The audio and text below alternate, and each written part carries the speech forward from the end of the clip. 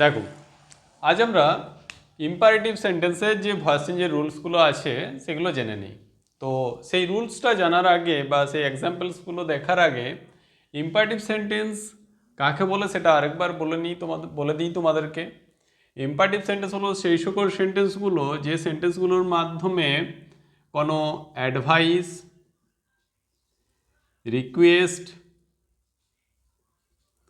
Request বা কোনো order, মানে হচ্ছে অ্যাডভাইস মানে কি উপদেশ, অনুরোধ বা কোনো আদেশ করা বোঝাবে, সেই সেন্টেন্সগুলোকে বলা হয় ইম্পারেটিভ সেন্টেন্স। তাহলে এবার দেখে নেওয়া যাক তাদের ভয়েস চেঞ্জের রুলসগুলো। এখানে কয়েকটা আমি ইম্পারেটিভ সেন্টেন্স লিখেছি। ইম্পারেটিভ সেন্টেন্সের অনেকগুলো রুলস আছে, মানে অনেকগুলো টাইপস আছে। সব টাইপসগুলো আমি তোমাদের সাথে আলোচনা করব। প্রথমে এই টাইপসটা দেখে নাও।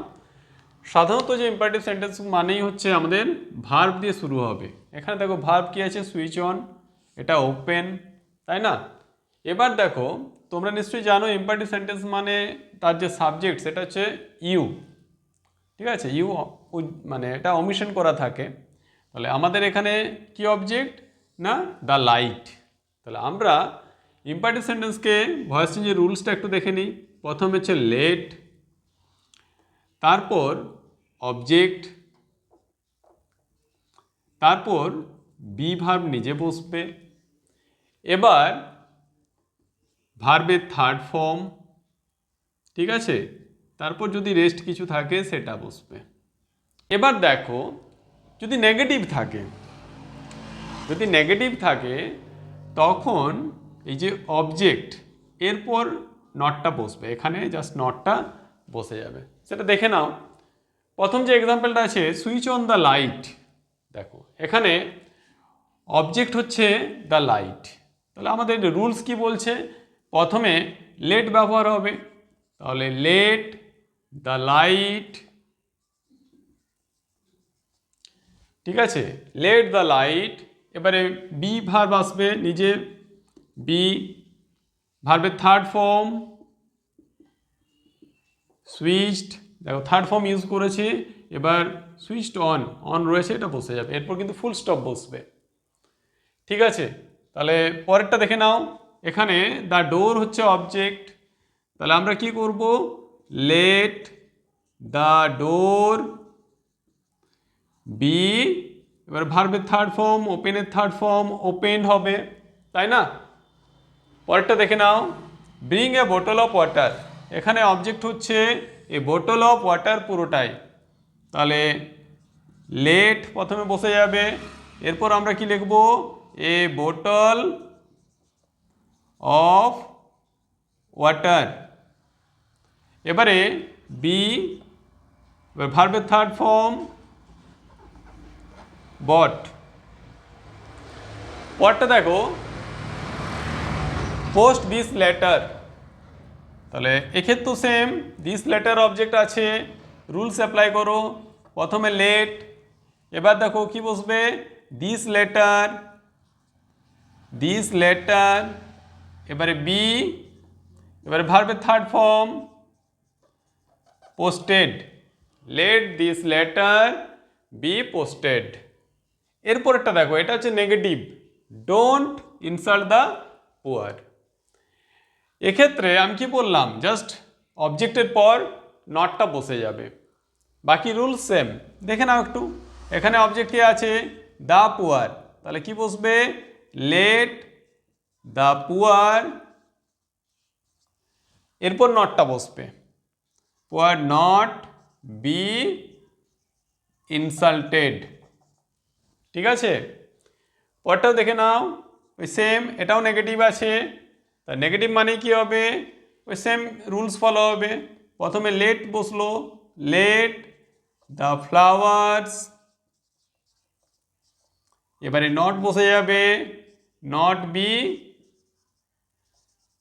প্লাকড। ওকে, তাহলে দেখো ব্যাপারটা কিন্তু খুব টাফ নয়। সাধারণ যে ইম্পারেটিভ সেন্টেন্সগুলো, সেই সেন্টেন্সগুলোকে ভয়েস চেঞ্জ করার সময় প্রথমে লেট বসবে, তারপর যে অবজেক্ট সেটা ব্যবহার হচ্ছে, তারপর বি ভার্ব যদি অ্যাফার্মেটিভ থাকে, হ্যাঁ, তারপর ভার্বের থার্ড ফর্ম, এবার বাকি অংশ। কিন্তু যখন নেগেটিভ হচ্ছে তখন এই বি ভার্ব বসানোর আগে বা অবজেক্ট যেটা, বা এটাও বলতে পারো যে মেন ইম্পারেটিভ সেন্টেন্সের মধ্যে যে মেন ওয়ার্ড আছে, মেন ওয়ার্ড বা ওয়ার্ডস, সেটা বসবে। তারপর হচ্ছে বি ভার্ব, তারপর হচ্ছে ভার্বের থার্ড ফর্ম বা রেস্ট অংশ লিখতে হবে। এরপর চলে আসি পরের প্যাটার্নটায় বা পরের টাইপসে। দেখো, প্রথমের যে এক্সাম্পলগুলো দেখানো হলো সেগুলো হচ্ছে আমরা লেট, তারপরে অবজেক্ট, তারপর বি ভার্ব, তারপর ভার্বের থার্ড ফর্ম, তারপর রেস্ট, এভাবে করলাম। কিন্তু এক্ষেত্রে ইম্পারেটিভ সেন্টেন্সগুলোর মাধ্যমে যখন কোনো অ্যাডভাইস বোঝাবে, কি বললাম, অ্যাডভাইস বা কোনো উপদেশ দেওয়া বোঝাবে, সেক্ষেত্রে রুলসটা একটু ডিফারেন্ট হয়ে যায়।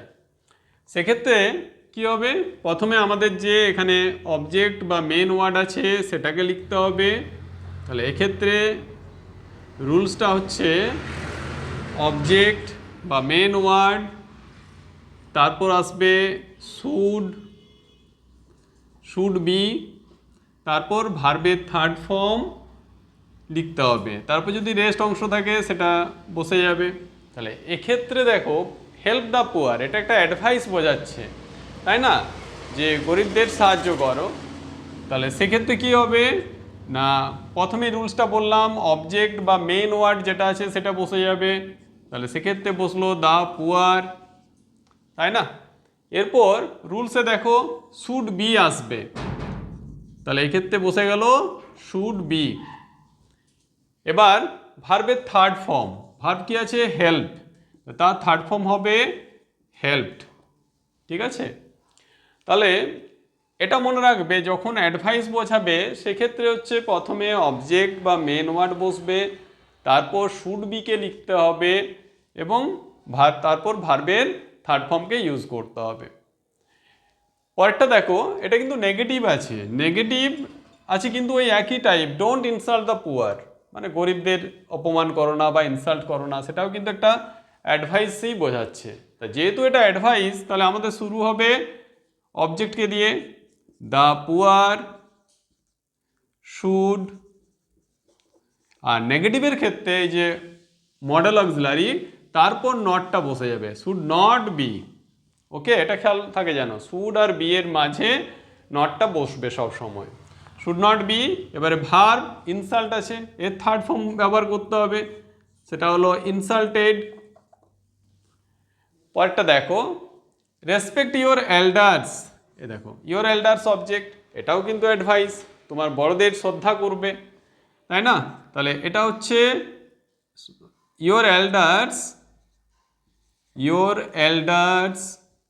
Should be respected. Love your neighbours, এ দেখো নেবার্স মানে প্রতিবেশীদের, তাহলে কি হবে, ইওর নেবার্স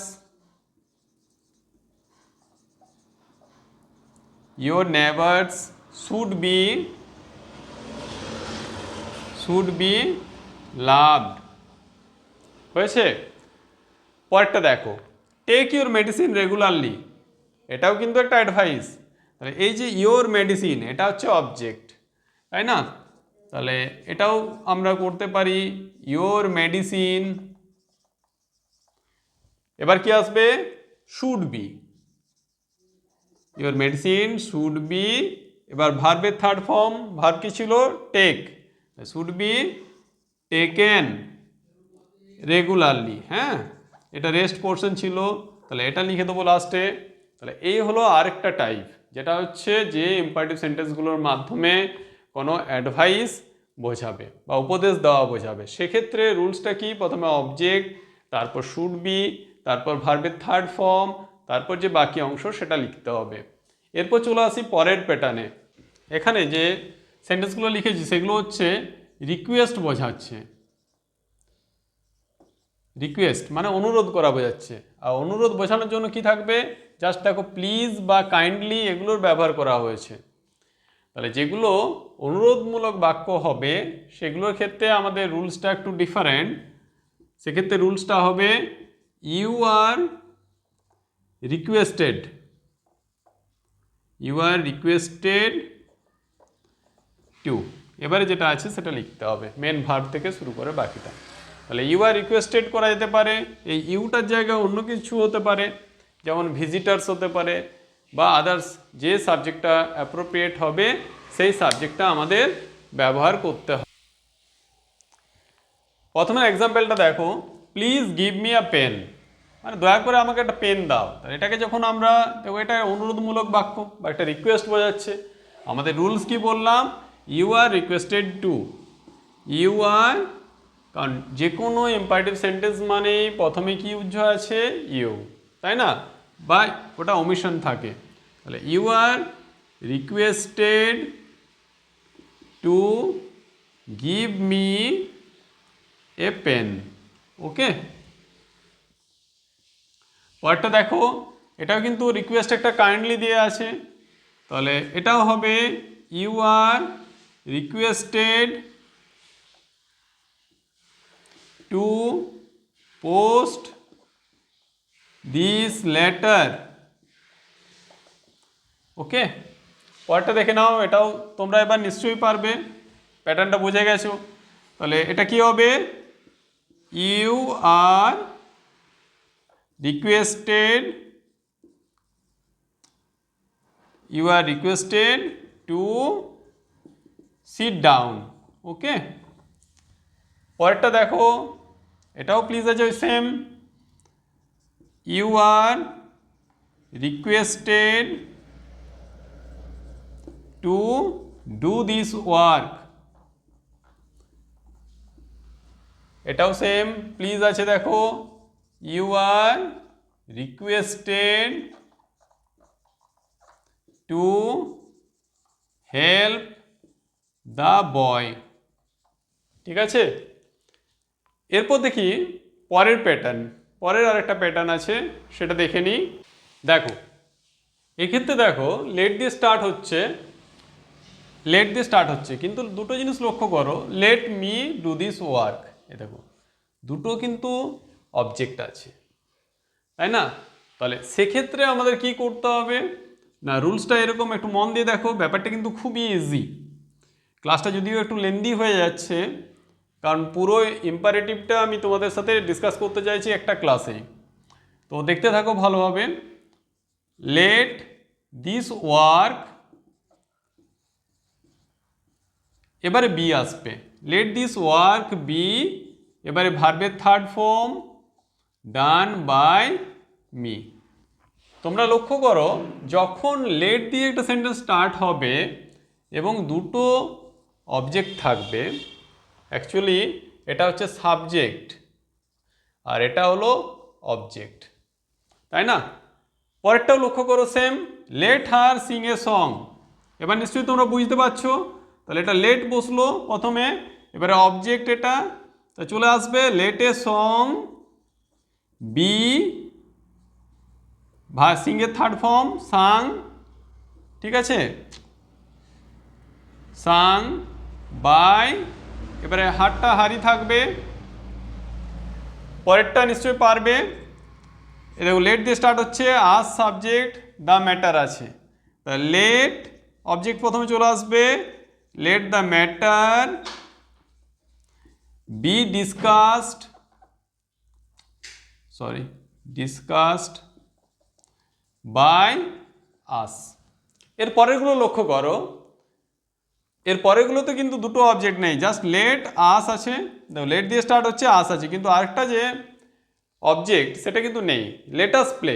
সেক্ষেত্রে কি করবে, এই যে প্যাটার্নটা, এই প্যাটার্নটাও মাইন্ডে রাখো, এই প্যাটার্নটার ক্ষেত্রে আসবে ইট ইজ সাজেস্টেড, মনে রাখবে এটা কিন্তু, ইট is suggested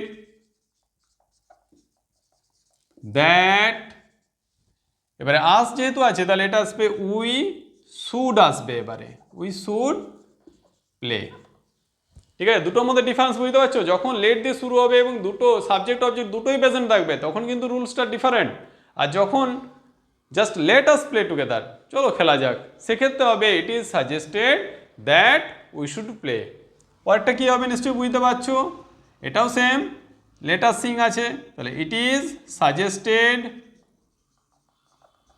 suggested that we should, এবারে কী হবে, এটা ভার্ব আছে সিং, তাহলে এখানে সিং বসে যাবে, তাই না? পরেরটাও same, sorry, let us work আছে, তাহলে এটাও হবে it is suggested that we should work.